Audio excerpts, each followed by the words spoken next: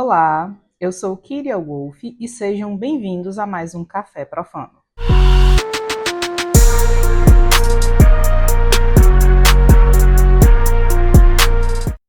No relato de hoje, eu vou contar a história da Fabi, uma ex-adepta lá da casa do Exu do Beijo, onde o sacerdote fez um feitiço de amarração, a perseguiu, deu os mestres errados e ainda acabou com o seu relacionamento.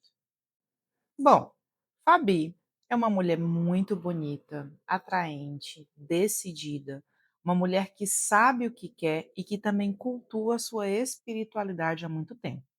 Buscou a casa, como todos os outros, na intenção de desenvolver-se, de conhecer a sua ancestralidade. De início, corria tudo bem.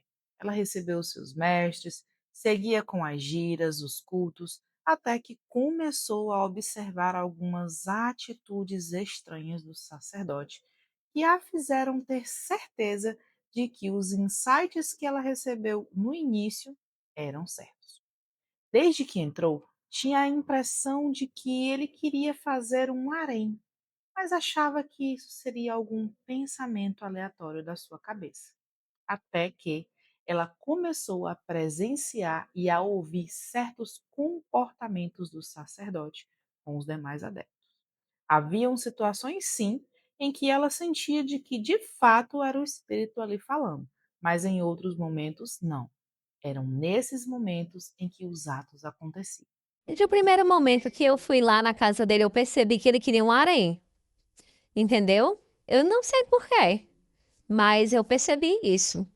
Só que teve muitas situações também em que os Exus, eles falavam comigo.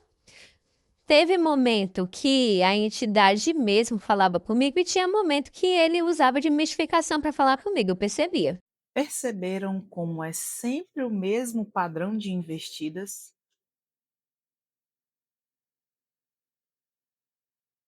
Ela percebia os olhares do sacerdote, as suas investidas, disfarçadas de preocupação e cuidado. Fabi sabia que o sacerdote sentia desejos por ela, pelas coisas que ele falava dentro do templo e quando estava supostamente incorporado. Mas ela não conseguia vê-lo como algo que não fosse uma figura paternal, ainda mais vindo de um homem casado. Mesmo com toda essa situação, sua vida estava andando, seu trabalho estava bom, ela encontrou uma pessoa com quem pudesse se relacionar afetivamente e que era correspondida. Porém, essa pessoa simplesmente não quis mais ficar com ela sem motivos aparentes. Essas e outras situações parecidas começaram a chamar a atenção da Fabi para algo que estava acontecendo. Ela sentia que estava sendo perseguida, tanto no plano físico quanto no astral. E quando tentava analisar o motivo dessa perseguição, se deu conta de que o sacerdote queria que toda a sua atenção, principalmente a sexual, fosse direcionada para ele. Tudo que tava dando certo pra mim na época, né? Tipo, eu queria muito arrumar um namorado, aí arrumei esse namorado. Aí o cara gostava de mim. De repente o cara criou uma abuso tão grande de mim. E eu sei que foi ele, entendeu? Eu sei que foi ele. Porque ele queria que eu tivesse com a atenção voltada, a atenção sexual voltada totalmente pra ele. Mulher, foi uma exposição tão grande. A Pombagira falando da minha maneira de se relacionar sexualmente com o meu ex-namorado, cara. Eram coisas que ela falava assim, que ele falava dentro do templo, que eram inadmissíveis. Seja, se por exemplo, eu falo de uma conduta sexual que você tem e eu nunca tenho com você, vai ser só achismo? Não, amiga. Isso aí, no mínimo, foi assim uma viagem astral que ele fez. E aí ele me viu, né, fazendo alguma coisa e assim, entendeu? Então, assim, isso e rolava esse negócio de perseguição astral.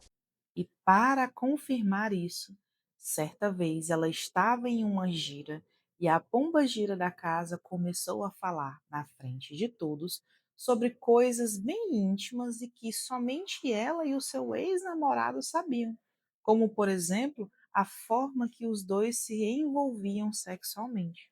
E esse mesmo tipo de comportamento da suposta pombagira incorporada também era repetido pelo sacerdote quando não estavam mais em momentos de giro.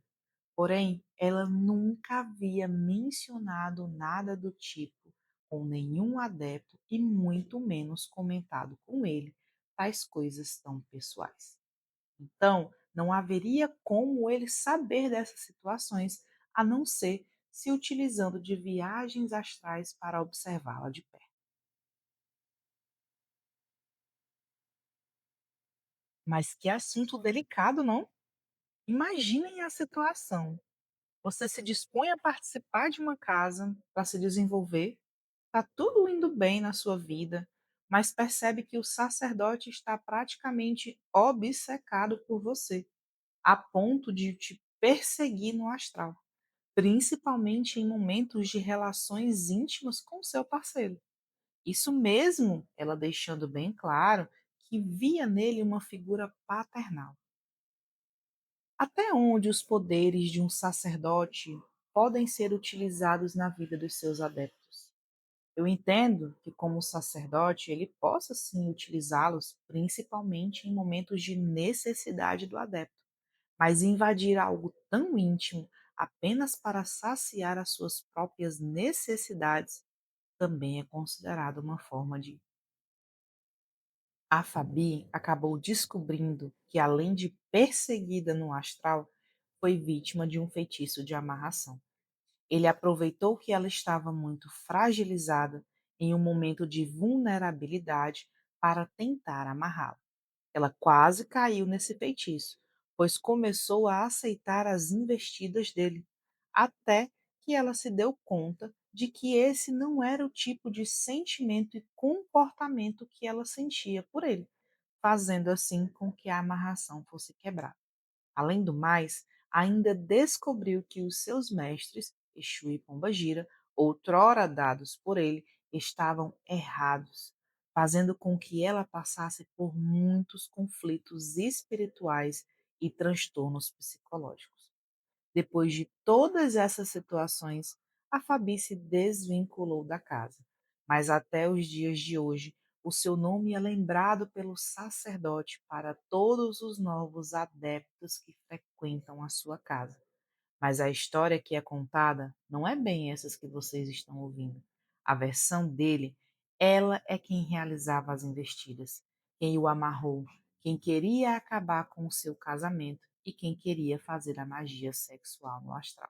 Ele fez feitiço de amarração pra mim, quem fez foi ele. E eu estava muito vulnerável na época e eu quase caí, no sentido de que eu fiquei dando corda pra ele, mas aí eu já estava totalmente vulnerável, magisticamente, eu não estava forte. Eu estava recém-separada, eu estava passando por muitos conflitos espirituais, muitas encruzilhadas espirituais, né? E ele se aproveitou disso. Agora, dizer que eu, de bom grado, eu queria ficar com ele, eu não queria, não. Desde o começo, eu queria ver essa posição sacerdotal dele como alguém paternal e não alguém com quem eu pudesse me relacionar, até porque eu não tenho interesse em homem casado nenhum. Comigo aconteceu muita coisa. Para todo mundo, pessoas sérias, elas sabem que eu tô falando a verdade, mas para 80% das pessoas que sabem só o que põe, né? Eu sou uma tarada que ficou obcecada por ele, que na verdade foi o contrário.